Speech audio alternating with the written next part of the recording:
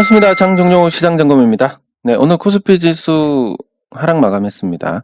사실 내심 오늘 좀 기대를 했는데 외국인도 사고 있고 해외 증시도 나쁘지 않았고 그래서 오늘 이런 거 한 방 나올까? 근데 이 패턴상으로는 요게 여기서 나오긴 어렵습니다.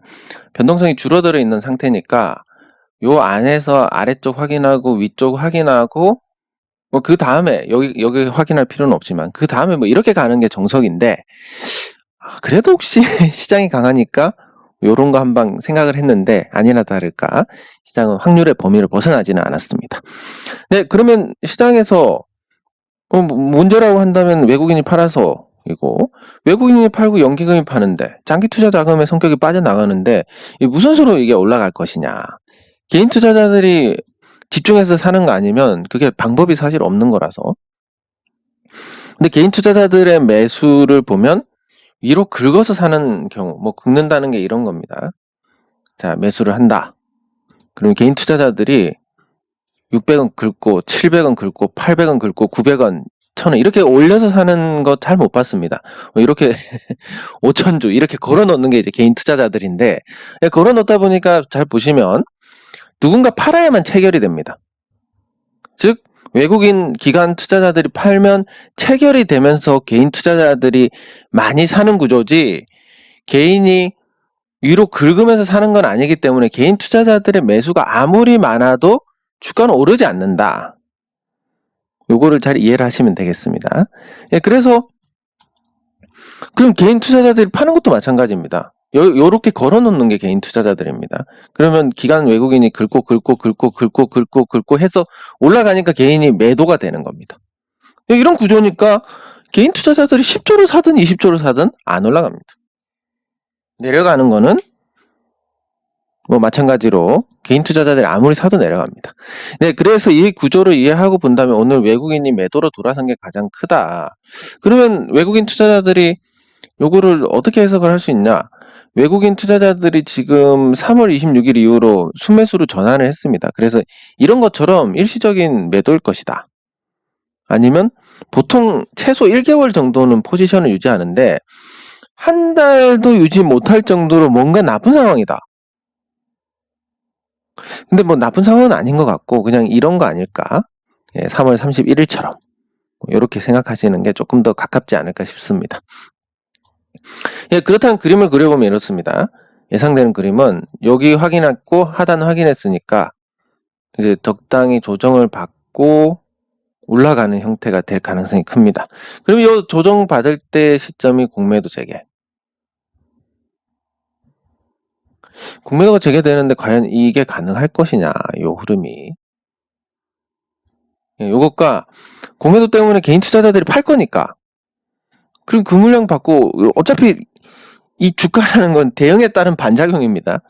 개인 투자자들이 공매도 직전에 우르르 팔았다. 그럼 기관 외국인이 샀을 것이고 기관 외국인이 샀으면 올라갈 수 있지 않냐. 요런 건데 그냥 요것보다는 확률이 이게 가깝습니다. 그냥 이 정도? 8월에 한 번.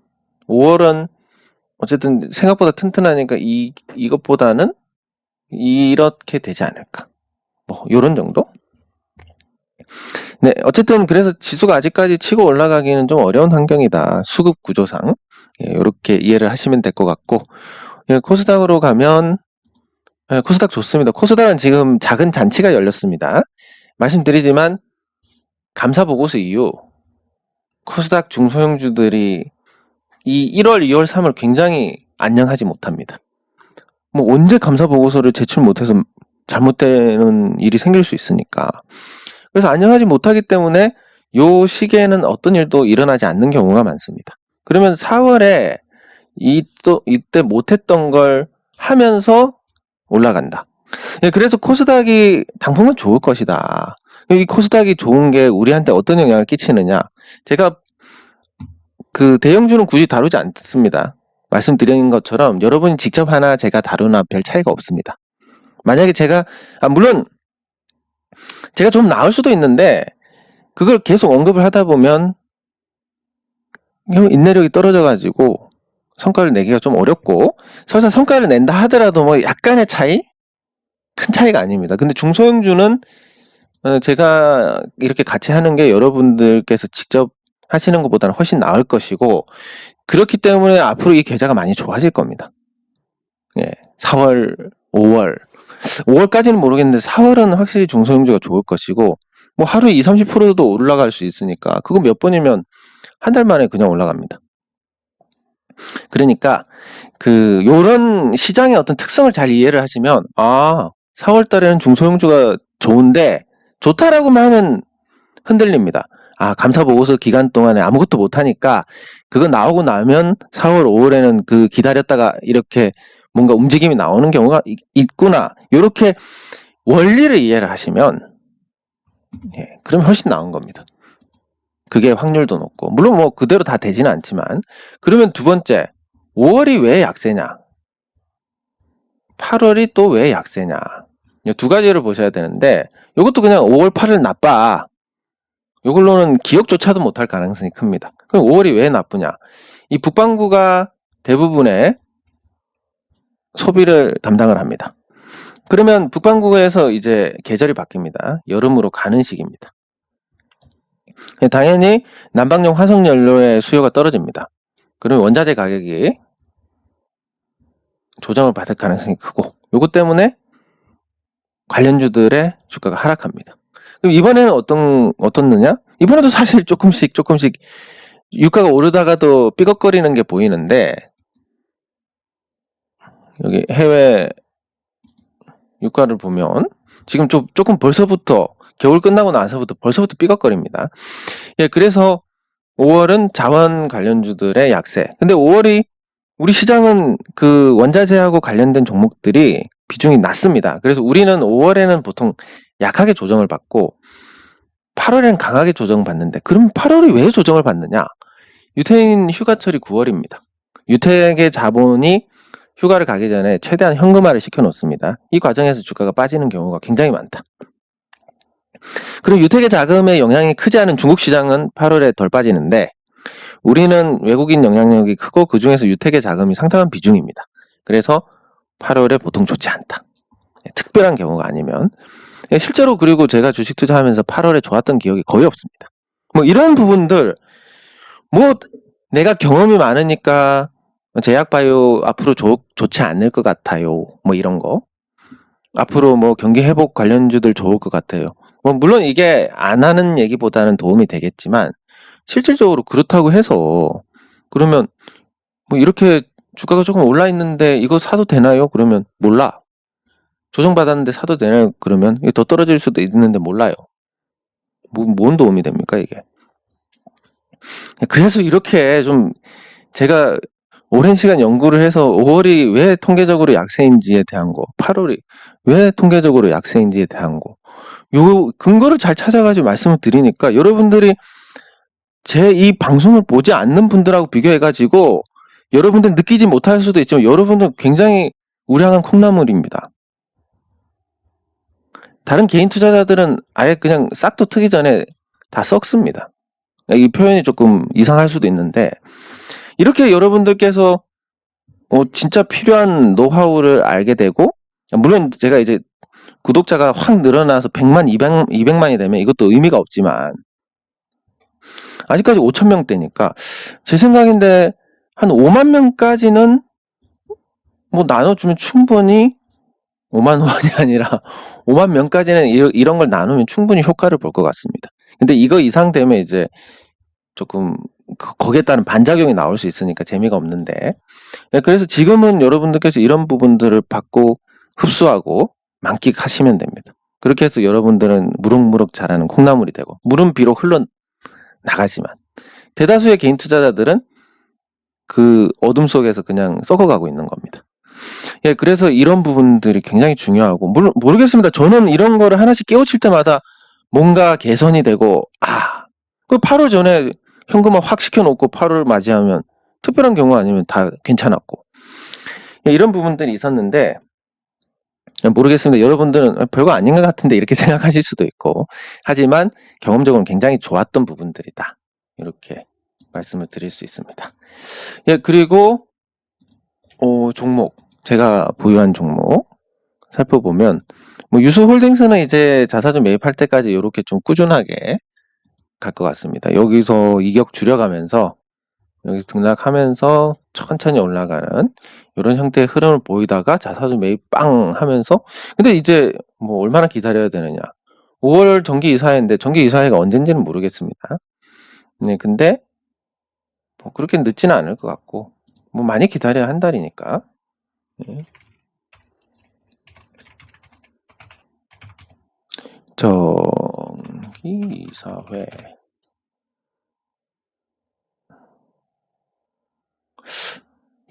뭐 딱히 정기 이사회가 언젠지는 모르겠습니다. 하지만 이런 패턴으로 갈 가능성이 크다. 이렇게 보시고 편하게 보시면 될 것 같습니다. 100억 산다는데, 나중에 100억을 산다는데 굳이 지금, 그래도 누군가가 미리 이렇게 매집했다가 그거 할 때 같이 때리면 어떡할 거냐. 아니 그래도 생각을 해보십시오. 자, 지금 누군가가 자사주 매입 때 다 팔려고 뭔가 야금야금 사고 있다고 칩시다. 100억치를. 그리고 자사주 매입 발표할 때 요 100억을 자사주 매입 100억하고 퉁치워버릴 거다. 설마 뭐 내 주식 거기 껴서 매매할 기회가 없겠습니까? 그리고 이렇게 사서 뭐 본전에 판다? 뭐 제정신이 아닌 이상 그런 일을 할 리가 없고, 그리고 어쨌든 주가 올라갔을 때 이렇게 거래량이 터지면서 팔리게 될 텐데, 설마 내게 거기 끼지 못할 수 있겠나? 뭐 자리를 뭐 갑자기 PC를 못 쓰는 환경이라든지 자가 격리돼 가지고 매매를 못 한다든지 이런 경우가 아니면 걱정할 부분이 아니기 때문에 그냥 편하게 지켜보시면 될 것 같습니다. 네, 그리고 이온 컴포텍. 제가 지금까지 이 이온 컴포텍을 다루면서 그냥 뭐 좀 뭐랄까 좀 짜증난다. 꼴도 보기 싫다. 근데 또 그걸 사람한테 대비를 해보니까 내가 누군가에게 꼴도 보기 싫어 이랬다라고 하면 그건 좀 잘못한 것 같아서, 그래서 뭐 어쨌든 뭐랄까 존중해 주기로 했습니다. 예, 그래서 이온 컴포텍가 앞으로 나쁜 말 하지 않고 뭐 큰 수익을 내줄 것이라는 믿음, 뭐 아니면 뭐 마이너스 30%에 물 타면 되지 뭐, 이런 생각으로 지켜보려고 합니다. 그리고 제가 뭐 어쨌든 이온 컴포텍이 뭘 하는지 열심히 또 찾아보니까 뭐 진단 키트도 하고 뭐 나스닥 상장할 것 같은 종목에 투자도 하고 뭐, 그리고 가상화폐 쪽에도 투자를 해놓고 비덴트, 뭐 재료는 있겠구나. 그리고 뭔가 안 내려가는 거, 이 정도 물량이 쏟아지면 박살이 나야 되는데 안 내려간다. 뭐 있겠구나. 몰라, 기다려보지 뭐. 근데 좋은 마음으로 기다리고 존중을 해줘야지. 이런 마음으로 지켜보기로 했습니다. 네, 그리고 NHN벅스. 뭐 최근에 기술적 반등이 어느 정도 나왔습니다. 그 관건이 여기를 회복하는 건데, 그러니까 다시 7,000원을 넘어가면 추세 회복이라고 해가지고, 이것도 뭔가 열심히 공부를 하시는 분이 계시면 적어주시면 좋을 것 같습니다. 그러니까 추세 확인이라고 합니다. 이 추세를 회복한 것을.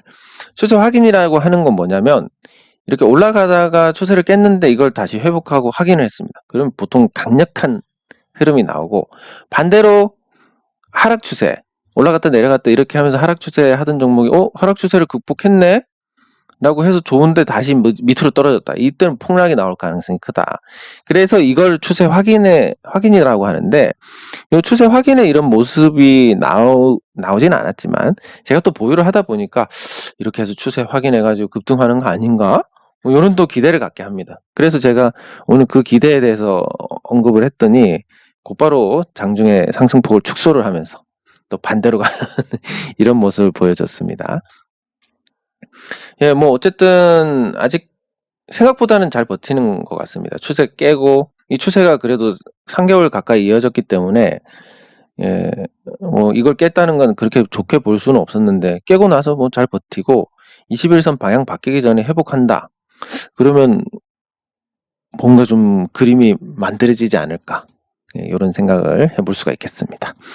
네, 그리고 제노레이, 말씀드렸지만 큐렉스처럼 얘도 어떤 계기가 있어야 올라갈 겁니다. 근데 이게 시세를 크게 낸 적이 없기 때문에, 그리고 상장 이후에 3년이 됐고, 이 상장 고점만 회복하면 뭐 제노레이 같은 경우는 또 예, 잘 올라갈 수 있는, 특히 제가 나중에 대박주에 대해서도 한번 다룰 텐데, 대박주의 주식 수가 보통 800만 주에서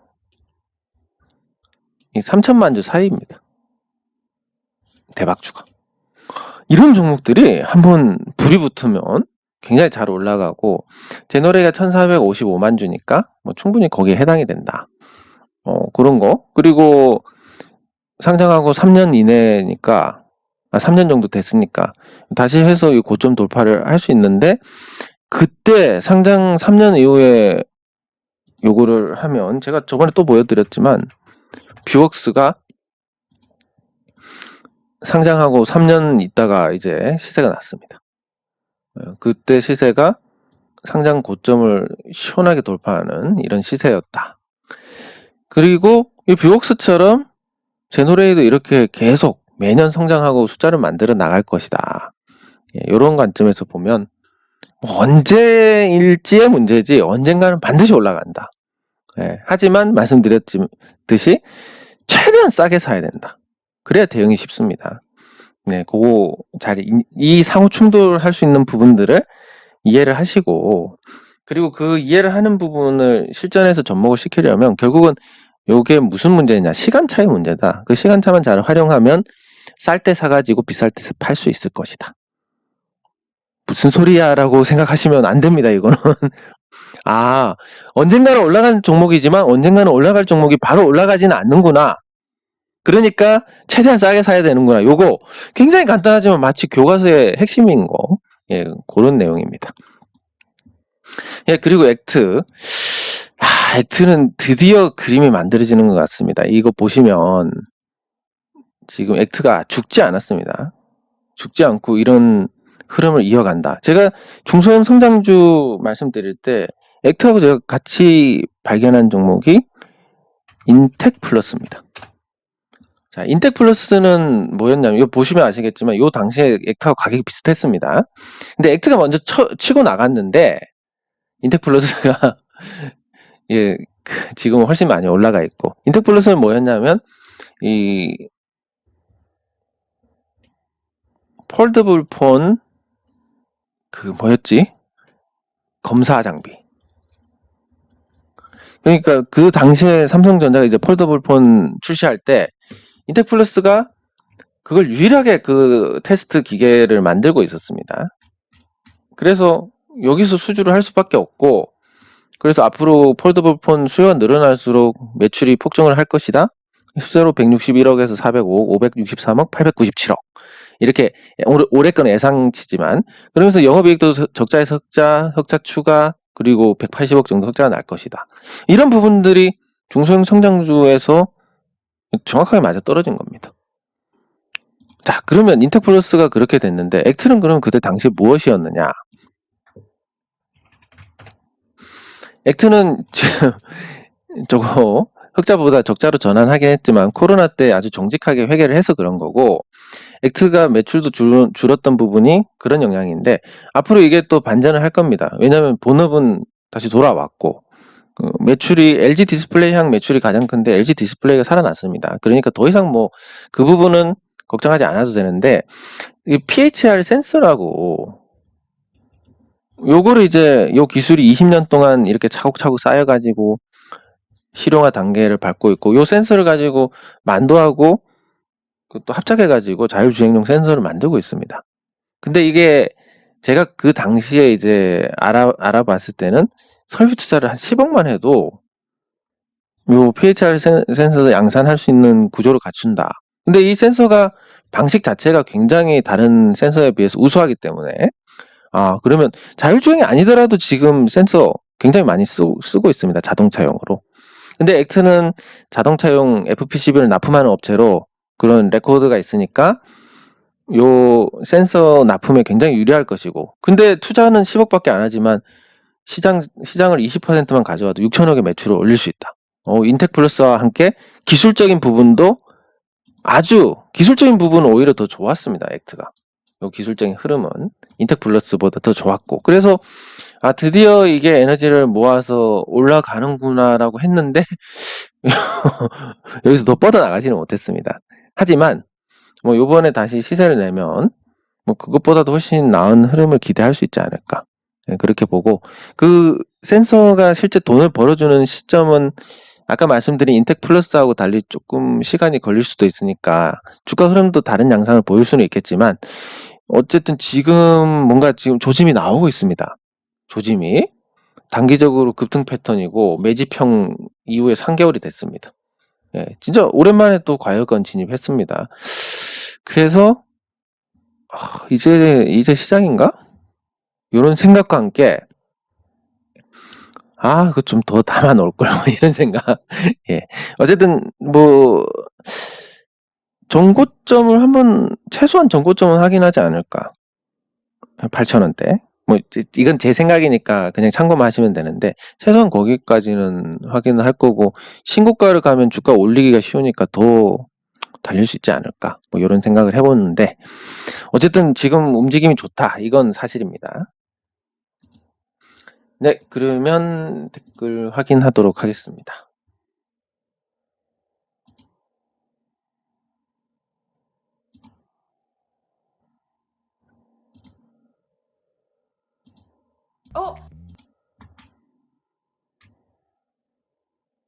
제가 그제 잠을 못 자가지고, 어제 또 일정도, 맞다. 어제 일정 하니까 생각나는데, 제가 어제 그 대한탐정협회하고 업무 제휴 관련해서 이제 끝나가지고, 다음 주 중이면 이제 업무, 그러니까 뭐라고 해야 되지, 그거를? 아무튼 제휴를 해서 대한탐정협회하고 이제 앞으로 전략적인 관계로 이렇게 가기로 했습니다. 그래서 앞으로 우리가 하는 일에 대해서 굉장히 좋은 어떤 영향을 줄 수 있을 것 같고, 또 적극적으로 이제 이번에 법이 통과됐는데, 흥신소가 불법화되고 이 탐정사라는 게 생겼는데, 이걸 통해서 조금 또 우리가 어떤 음성화되어 있는 이런 부분들을 양성화하고, 그래서 사회 안정에 이바지할 수 있고, 그리고 더 좋은 거, 주주총회 참석한 분들은 아시겠지만 영신금속 거기 이상한 사람들 와가지고 소리 지르고 막 그러지 않았습니까? 그런 분들부터 해가지고 우리가 필요할 때는 전부 요 경찰 출신의 그 대한탐정협회 쪽을 통해서 업무적으로 이제 필요한 인력을 조달할 수 있게 그렇게 할 예정입니다. 그리고 그것 때문에 어제 서울 갔다 온다고 잠을 거의 못 자가지고 비몽사몽간 했는데, 비몽사몽간에 하는 게 오히려 반대가 없는 그래서 앞으로 그냥 잠 안 자고 녹화할까, 이런 생각도 듭니다. 감사합니다. 감사합니다. 감사합니다. 네. 감사합니다. 인간적. 감사합니다. 네. 이 의지는 항상 기회가 되면 말씀드리지만, 나의 손가락은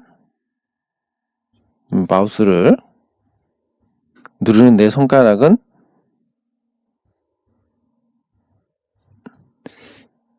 내 겁니다. 육손이 돼버렸네. 내 거니까 의지를 하시면 안 됩니다. 주식 공부하는 걸 의지를 하셔도 되는데, 투자는 진짜 외로운 거고 누구도 책임을 져주지 않습니다. 그래서 직접 독립해서 잘 판단하셔야 됩니다. 네, 감사합니다. 감사합니다.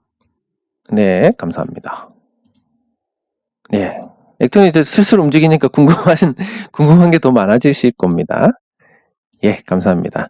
중소형주 위주로 하셨다면 감사보고서 이후에 계좌가 좋아지는 것은 아주 자연스러운 일입니다. LG상사,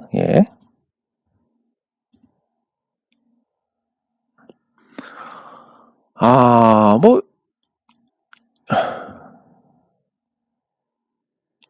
이거를 사실 뭐 저는 그렇게 생각합니다. 이게 비상장 회사들 보면 이 배터리 업체들이 또 몇 개 있습니다. 비상장 중에서도.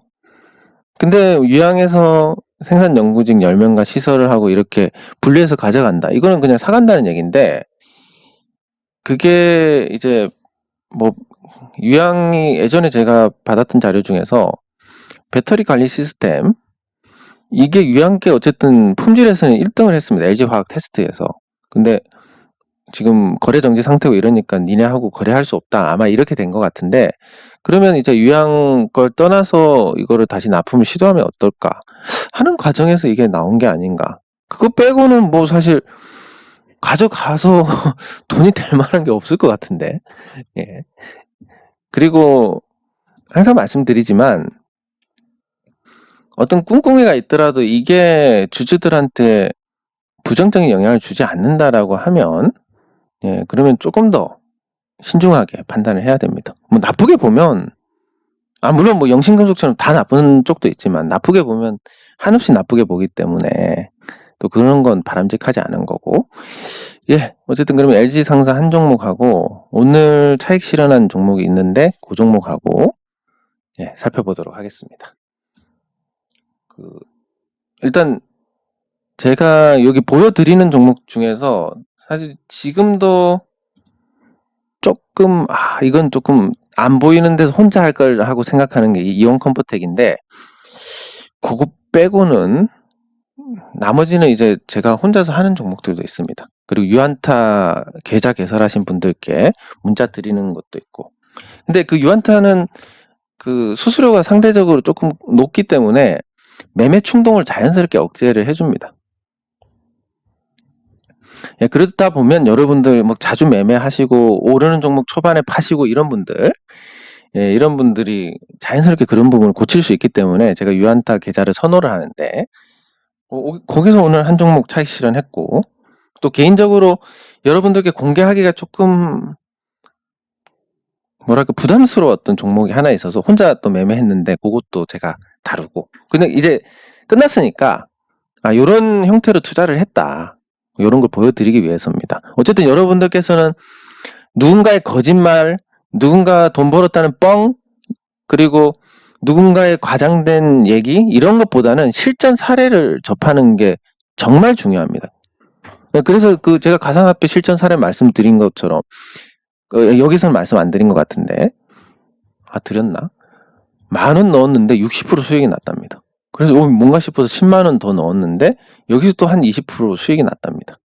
그래서 50만원 더 넣어가지고 여기서 마이너스 20% 하면서 얼마더라 13만원인가 손해를 보고, 마이너스 20%대, 예, 13만원인가 손해를 보고 지금 다 정리를 했는데, 이게 또 팔고 나서 보니까 갖고 있었으면 원금 찾는 건데 뭐 이런 얘기 하는 것까지, 이게 이제 실전 사례입니다. 이게 주식으로 봤을 때는 굉장히 나중에 중소형주를 처음 접할 때 그런 태도라고 보시면 될 것 같고, 무슨 얘기 하다가 이랬지? 실전 사례를 그래서 많이 접해 보셔야 됩니다. 예, 그러면 LG상사 먼저 보고, LG상사는 그 상사다 보니까 원자재 가격에 굉장히 민감한 모습을 보입니다. 특히 에너지 사업 부분이 있기 때문에 더더욱 민감한데, 그래도 이 종목이 상승한 것은 원자재 가격 상승하고, 그리고 해상 운송도 하기 때문에 그 물류 부분에서 또 수익이 났다. 그래서 이건 좀 자연스러운 흐름인데, 그럼 지금의 이 경기 회복 추이가 계속될 것이냐 아니냐라고 보면, 일단 5월은 제가 말씀드린 것처럼 이 계절적인 변화로 인해서 원자재 수요가 좀 떨어진다. 그러면 이 기세를 계속 이어가서 요 상승 횡보 다시 상승 이렇게 가는 형태가 될 것이냐, 아니면 조금 더 쉬었다 갈 것이냐. 일단 추세는 이렇게 굉장히 정석적으로 만들어 가고 있으니까 지금은 더 올라가는데 약간의 무게를 더 주되, 요 21선 깨고 나면 또 다르게 생각하셔야 됩니다. 결국 지표는 지표 자체로 어떤 판단을 하는 게 아니라 지표가 기준이 돼야 되고, 그 지표보다 좋으면 긍정적으로 해석을 해보고 지표보다 나쁘면 부정적으로 해석을 해야 됩니다. 내 맘대로 하면 잃습니다, 돈. 네, 그래서 LG 상승은 일단은 괜찮다라고 보시면 되고, 가격 부담이 그렇게 크지도 않습니다. 많이 올라왔지만, 예상되는 영업이익 수준의 지금 시가총액이니까, 그렇게 부담스럽지도 않고, 원자재 가격이 계속 오를 거다, 인플레이션으로 인해서 계속 확실하게 오를 거다, 이런 생각이 드시면, 그러면 뭐 더 지켜보셔도 될 것 같고, 그리고 뭐 막간을 이용해서 하나, 월봉 신호 나오고 나서 올라갔습니다. 이렇게. 월봉 신호에서 샀으면 2배 먹었습니다. 그래서 요 월봉 신호, 뭔지는 안 가르쳐 드릴 겁니다. 찾으면 나올 겁니다. 그래서 요거, 그 과정에서도 다룰 건데, 요거를 요런 신호들 잘 이해하시면, 그러면, 월봉에서 나오는 신호면 도대체 몇 달 기다려야 돼? 최소 몇 달은 기다려야 뭐가 수익이 나오고 밥이 끓을 만큼 끓어서 밥이 아니라, 쌀이 끓을 만큼 끓어가지고 밥이 되지 않겠습니까? 오늘 사서 내일 오른다. 그냥 돈 그냥 달라고 하는 거랑 다른 게 없는 겁니다. 그런 종목을 가르쳐 달라는 것은. 그런 종목 있지도 않고. 근데 뭐 단타 친다고 오늘 들어가서 오늘 팔고, 오늘 들어가서 내일 팔고 이런 사람들. 어쩌다 맞을 수도 있습니다. 틀리면 뭐 책임지는 것도 아니고, 물리면 손절하라 하는데 손절이 쉬운 것도 아니고. 여러분들 평범한 사람들은 그런 걸로 절대 못 봅니다. 자, 그러면 오늘 차익 실현하는 종목이 이제 그 유한타 종목 중에서 실리콘웍스입니다. 실리콘웍스는 저 예전에 한번 샀다가 팔았다가 다시 샀다가, 왜냐면 이게 요거에 있습니다. 요 21선이 힘있게 올라간 종목이 21선이 꺾였는데 이게 다시 살아난다. 요건 2차 시세가 나는 경우가 많습니다. 시장이 좋다는 전제로. 그랬을 때 요거를 급하게 또 그때 제가 문자를 날려드렸고, 그래서 오늘 사실 한 방 더 남았는데, 문자를 바로 보고 바로 대응하신 분들이 안 계시니까 한 방 더 남았지만 오늘 보내면, 뭐 오늘 보고 파시는 분들 파시는 거고, 확률적으로 이게 가능성이 높지만 이것보다 또 이렇게 될 수도 있는 거니까 모르는 겁니다. 그래서 하고 내일 대응하실 분, 내일이 아니라 월요일 대응하실 분들 월요일 대응하시고, 이렇게 하시면 될 것 같고, 뭐 어쨌든 성과를 냈습니다. 근데 이런 종목들은 실적이 계속 좋아지고 숫자를 만드는 종목이 있기 때문에 굳이 뭐 매일 제가 요런 애들처럼 매일 그렇게 할 필요가 없는 겁니다. 오히려 매일 하는 게 안 좋은 거고, 사놓고 생업에 열중하다가 문자 떠오면 수익이 왜 이렇게 나 있어? 요게 유한타 계좌 개설하신 종목. 왜 이렇게 말이 앞뒤가 바뀌지? 계좌 개설하신 분들께 제가 문자로 보내드리는 종목입니다. 그래서 뭐 요런 일이 있었고, 또 하나가 이제 오르비텍이라는 종목입니다.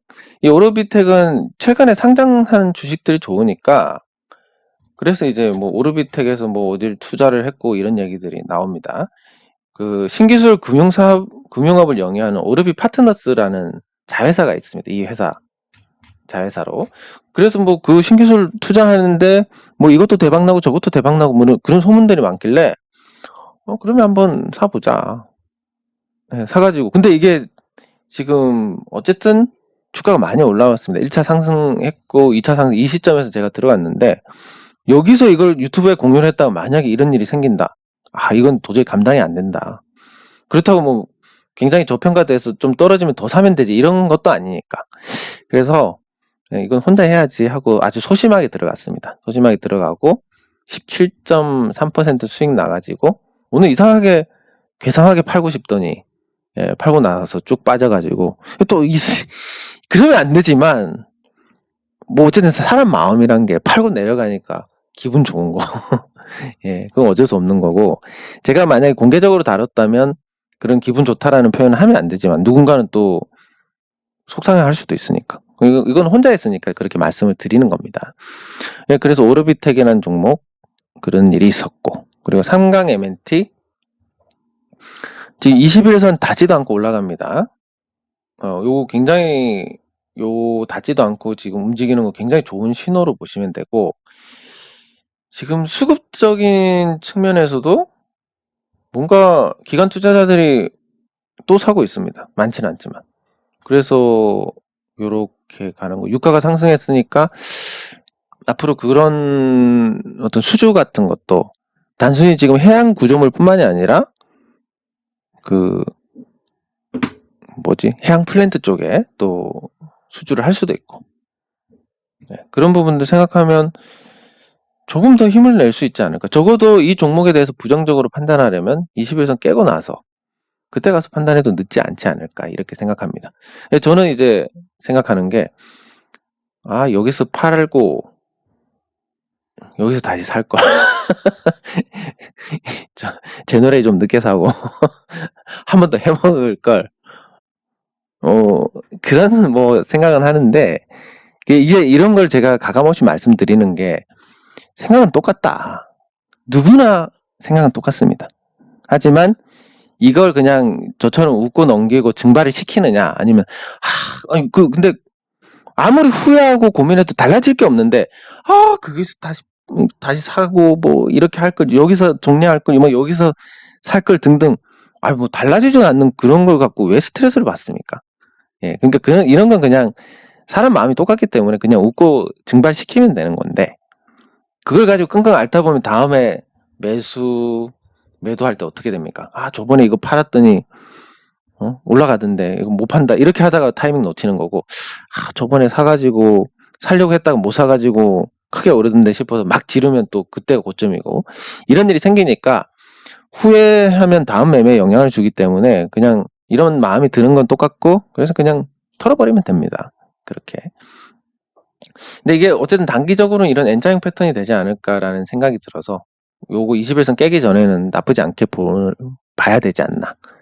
그리고 제가 사는 동네에서 그렇게 멀지 않기 때문에 뭔가 좋은 소식들이 계속 카더라 하는 식으로 자꾸 들려옵니다. 예, 그래서 그런 부분도 있고. 네, 그리고 영신금속. 조금 이제 이상한 부분이 있어가지고 제가 이걸 말씀드리는데, 오늘 이게 외국인이 정상적인 건 아닌 것 같다, 이런 생각을 해봅니다. 그러니까 무슨 얘기냐면, 어제까지도 어제도 이상했습니다. 어제도 이상했는데, 이것까지 보면, 이 아래만 보면 그래도 프로그램 매매가 이렇게 들어왔을 수도 있겠네, 정상적으로 코스닥 전체 차원에서. 그리고 그때 좀 많이 들어왔을 때는 주총이 끝났으니까 뭔가 알고리즘에 걸려가지고 이런 매매가 나왔을 수도 있겠다, 이런 생각을 하는데, 오늘은 보이지도 않는 기관 투자자들까지 등장했습니다. 그래서 저는 이게 거의 확실하게, 그러니까 최대 주주 측의 백기사가 아닐까. 거의 사람 이름 모르는 거지만 이건 거의 확실하다라고 판단을 하고 있습니다. 그리고 기타 법인, 어쨌든 어떤 법인이 주식을 샀다라는 얘기고, 그리고 금융투자는 증권사입니다. 증권사도 사고, 그리고 외국인 투자자들이 샀는데, 이 외국인은 전문 투자자로 등록하면 외국인으로 나오게 할 수 있습니다. 자, 그러면 증권사도 자기들도 샀다, 외국인 이거를 할 수 있는 것도 증권사다, 그리고 아는 법인 통해서 사라, 니네도 좀 사라, 이렇게 했을 수도 있고, 아니면 이게 심지어 재원일 수도 있고, 그건 공시를 해야 되니까 아닌가? 아무튼 그렇습니다. 그래서 최대 주주가 지금 백기사, 증권사 하나 끼고 지금 백기사 동원해가지고 이런 작업을 하는 것 같다라고, 거의 그렇다라고 생각이 듭니다. 자, 그랬을 때 오늘 거의 1%의 개인 투자자들이 매도를 했습니다. 주주 구성이. 그러면 일단 제가 파악하기로는 제가 이제 제가 잘해서 주식을 받았다든지, 아니면 저한테 전적으로 신뢰가 있어가지고, 신뢰라기보다는 주가가 많은 가든 이만한 가든 같이 싸워가지고 꼭 이기겠습니다 하고 투자하신 분들이 과연 얼마나 될까? 아마 거의 없지 않을까 싶습니다, 안타깝게도. 예, 그렇다 보니까 주주 구성 1%가 바뀌었는데 지금 최대 주주 측이 27.7인데 거기에 옛날 임원들까지 해가지고 한 20, 넉넉 잡고 한 30을 보고, 그리고 소액 주주분들께서 저한테 위임하셨던 그 수량이 한 43 정도 됐던 것 같은데, 현장에서 찍으신 분들까지 더해가지고. 그러면, 근데 보내주실 때 더 보유하고 있는 분들이 계셨으니까 한 45까지 잡았을 때 벌써 1%가 올라갔다라고 봐야 될 것 같습니다. 최대 주주 측이.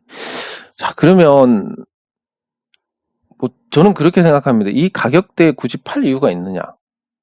이거를 제가 말씀드리고 싶은데,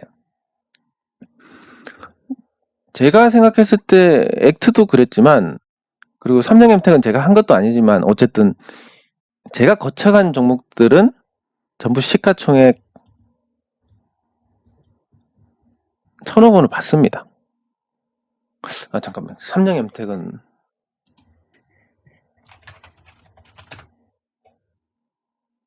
1,300만 주에 7,000원이면 7,350 곱하기 1,300. 요즘 이제 머리가 점점 나빠지는 것 같은데. 9,100, 3. 1,000억까지는 안 돼. 한 950억 될 것 같은데. 그러면 어쨌든 뭐 1,000억이라 치고, 제가 거쳐간 종목들은 시가총액 다 1,000억을 찍었습니다. 근데 지금 현재 영신금속이 오늘까지 해서 533억입니다. 그러면 뭐 이론적으로는 8,000원을 본다. 요 정도? 그리고 그러면 만약에 최대 주주의 이 횡포를 우리가 소액 주주분들께서 끝까지 이겨냈다. 그래서 결국 최대 주주만을 위한 이사회 구성을 갈아치웠다. 전체 주주들을 위한 이사회로. 자, 이렇게 됐을 때 영신금속이 어떤 정도의 가치를 지닐 것인지, 뭐 전문 경영인 들어오면 저는 구매, 그리고 이 지출 부분에서 문제가 되는 부분들, 그리고 영업, 뭐 이런 쪽으로 해가지고 굉장히 개선이 있을 거라고 봅니다.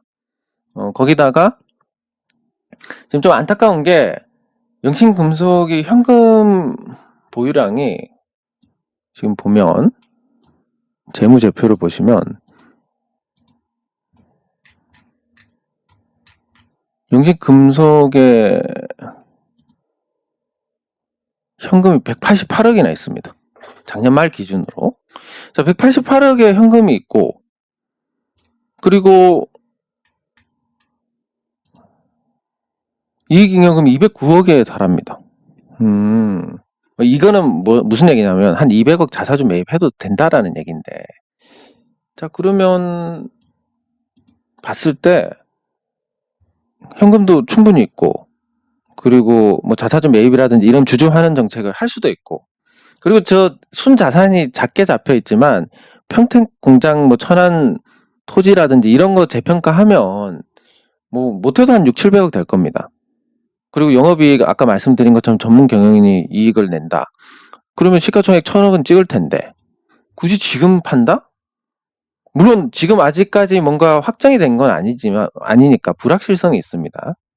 그리고 여러분들께서는 어쨌든 여러분들 개인의 이익을 위해서 움직이셔야 되는 거고, 주총 지면 저는 뭐 부끄럽고 쪽팔리는 일이 될 수도 있겠지만 저한테는, 그리고 저는 소송비만 날리고 그냥 이번에 참 손해만 보고 뭐 이렇게 될 수도 있지만 그건 제 사정이고, 여러분들은 여러분들께서 가장 이익이 되는 방향으로 대응을 하셔야 되는데, 그랬을 때 과연 지금 이사회 구성만 바꾸고 회사 깨끗하게 탈탈 세탁기에 돌리면 뭐 시가총액 1,000억이라고 하면 이 회사가 얼마, 지금 한 8,000원짜리가 될 수 있는데 굳이 지금 판다?